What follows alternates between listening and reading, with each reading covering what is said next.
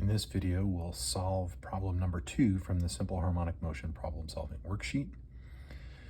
A 0.30 kilogram mass at the end of a spring undergoes simple harmonic motion with an amplitude of 0.100 meters. If the spring constant K is 19.6 Newton meters, determine A, the total energy of the system, B, the potential energy when the mass is at half amplitude, 0.050 meters from equilibrium, and C, the kinetic energy when the mass is half amplitude at 0.050 meters from equilibrium. Okay, so the first thing we'll do is we will go ahead and make a model of our system. So we will have a spring with a mass on it. And we'll say that the mass at this point is at x equals positive A.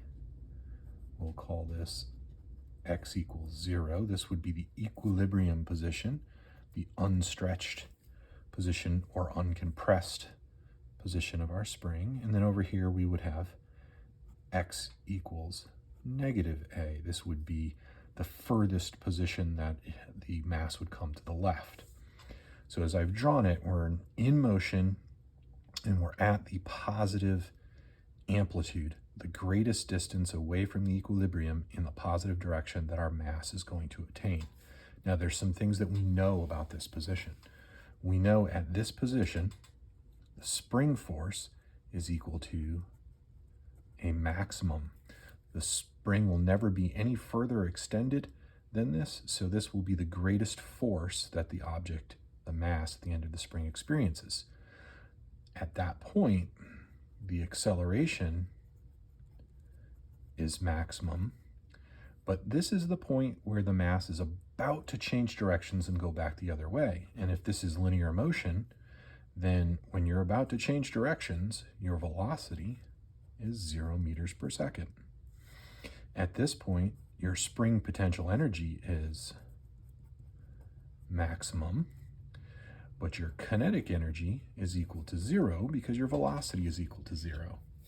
So at this point, in addition, the total mechanical energy of the system is equal to the spring potential energy at this position. So the way we're going to answer part A is we're going to calculate the spring potential energy at the position of the amplitude, or in this particular problem, 0.100 meters. That is our amplitude position here.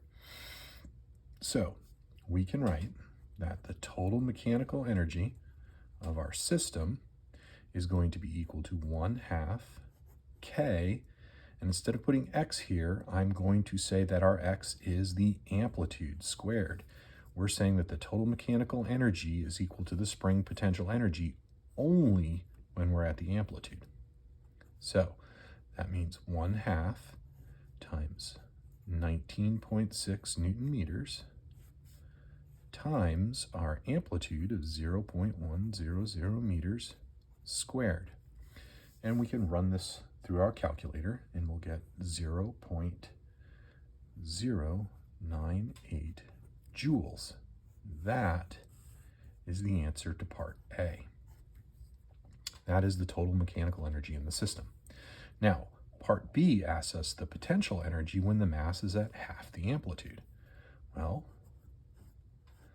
for part B, we know that K is still 19.6 Newton meters, and we know that the mass is still 0.300 kilograms, and we know that X is now not 0.1 meters, it is 0.050 meters.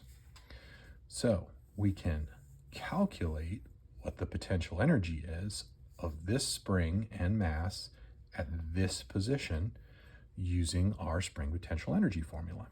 So spring potential energy at any particular position is equal to 1/2 kx squared.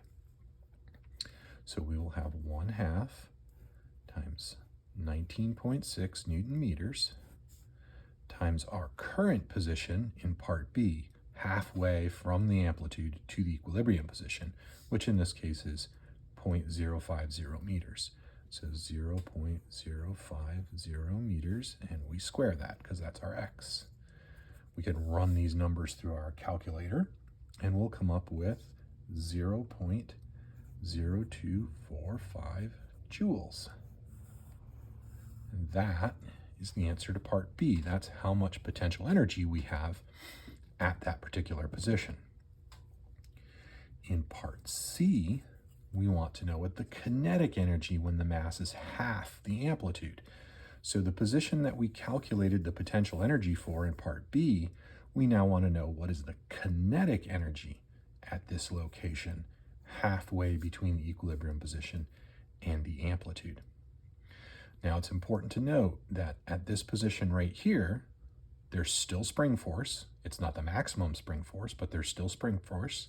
So we have spring potential energy, but we also have some velocity at this point right here. So our object has both spring potential energy and kinetic energy at this point. Those two summed together will equal the total mechanical energy. At any point in the system, the total mechanical energy is equal to the spring potential energy plus the kinetic energy. In this particular case, we would have 1/2 kx squared plus, let's write TME over here, 1/2 kx squared plus 1/2 mv squared. Okay, we don't know what the velocity is, but all they're asking for is the kinetic energy, so we're just going to consider this to be k. We know that the total mechanical energy is 0.098 joules, and we know the potential energy at this particular position is 0.0245 joules.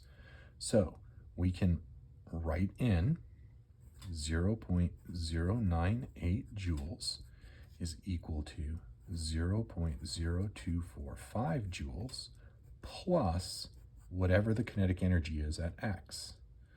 So now I can just subtract this value from this value to isolate k, and I end up with k is equal to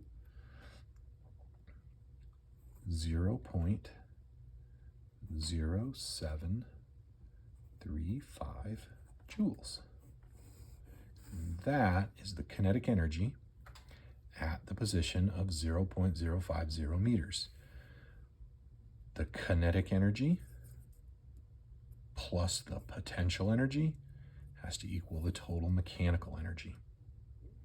We calculated total mechanical energy in part A. We calculated the potential energy at 0.05 meters in part B. If we subtract the potential energy at that location from the total energy of the system, we end up with the kinetic energy at the position of 0.50 meters. I hope that helped.